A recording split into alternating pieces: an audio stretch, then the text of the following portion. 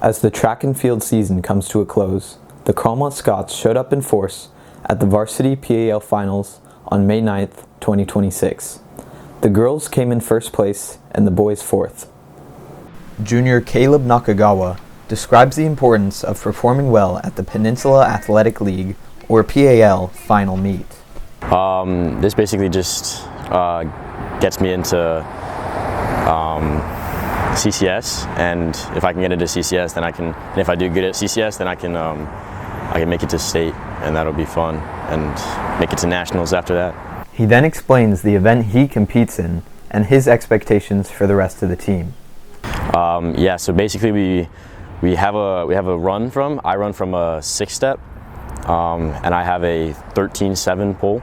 And so that basically means I have to start from far enough back so I can get enough speed and momentum to run into the pit. And I'm going to plant my pole at the last second and get it into the box. And as I do that, the pole will launch me upward, and I'll have to get over the bar. I'm expecting definitely some other people on my team to perform very well and hopefully win or place top 3. That's the goal, and get them to CCS. Senior Andy Dent explains the events he runs in, as well as his goals for the day. So I'm running the 4x1, the 4, the 2, and the 4x4. It's a lot of events, so we gotta stay hydrated and crap.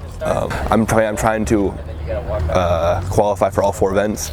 So it's top 6 in the relays and top 5 in the open running events. So we'll see what I do. We've been working on our 4x4 a lot. Our 4x4 right now is 0.04 seconds off the school record. And I don't think we're gonna hit it today, but probably in the next 2 weeks we will. We got a pretty good team this year, and we should be able to make something happen in the next few weeks. Honestly, if we get the baton all the way around the track today, we should qualify. But if we don't qualify. Dent then describes how this meet is significant to him as a senior and what he feels going into it. Yeah, I mean, it's obviously a little bit nerve-wracking, right? Like, if I don't perform here, I don't perform ever again. And it's not my first time competing in playoffs as a senior. For wrestling, I did that too. But it puts more on the line, it puts more pressure on you, because if you don't perform ever again. Assistant coach and Carlmont alum Devon Sagon illustrates how he trains his athletes to be in peak condition before finals. So usually beginning of the season, that's our hardest season for our sprinters. A little bit longer distance, they're usually 2, the short sprinters 1 and 2, they usually go a little bit longer. Our jumpers are usually in the weight room, lifting a little bit more. And then middle of the season, we start tapering down. And then close to the end of the season, we start being their reps, their volume gets a little bit less, but their intensity is still high. We want to replicate their a race pace. So if they're 100 meter or 200 meter sprinters, they'll do some flies. So they'll do a few reps of that, but high intensity with the full breaks to make sure they're fully rested. Besides physical strength and conditioning, Sagon helps to prepare his athletes for the mental endurance and fortitude required for competition.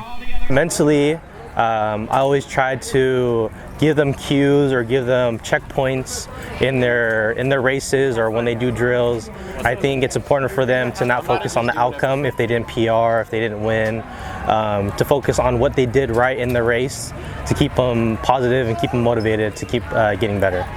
Junior and distance runner Kate Elliott explains what she thinks went well throughout the day. So I ran both the 2 mile, the mile, and then also the 4x. I think all of our relays did really well, and most of us won. And then also I think we just worked really well together, especially I think the girls team specifically. I think we won overall, so that was just kind of cool. And I think we had a lot of collaboration. She then describes what her plan and mindset was going into her multiple races. So I think it's just kind of understanding what you want to do. So for me, I kind of knew what place I was going to get for all of my races going into it, just based on the competition. But for me, it was more of time-based and how I was going to mentally prepare myself to be able to do that. So that was just kind of knowing what I wanted to do, which kind of allowed me to execute. Finishing off the day was an impressive performance by the boys and girls team in the 4x400 relay. Both teams won first place in this event, with the girls team setting a new personal best and beating the rest of the competition by over 8 seconds.